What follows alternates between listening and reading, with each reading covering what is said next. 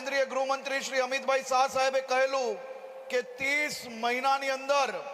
ગુજરાત અને દેશના યુવાનો માટે ઇન્ટરનેશનલ કક્ષાનું સ્પોર્ટ્સ કોમ્પ્લેક્સ અમદાવાદ ખાતે તૈયાર કરવામાં આવશે અને આ 30 મહિના દરમિયાન કમસે કમ 16 વાર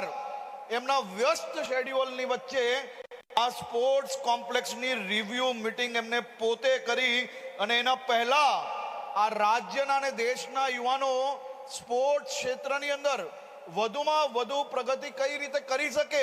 તે માટે આ સ્પોર્ટ્સ કોમ્પ્લેક્સની નાની નાની ચિંતા એ એમના દ્વારા પોતે બેસીને કલાકો સુધી આ સ્પોર્ટ્સ કોમ્પ્લેક્સમાં પ્લાનિંગમાં એમને યોગદાન આપ્યું છે તે બદલ હું રાજ્યના સૌ યુવાનો વતી આદરણીય અમિતભાઈ શાહ સાહેબનો ખૂબ ખૂબ આભાર માનું છું।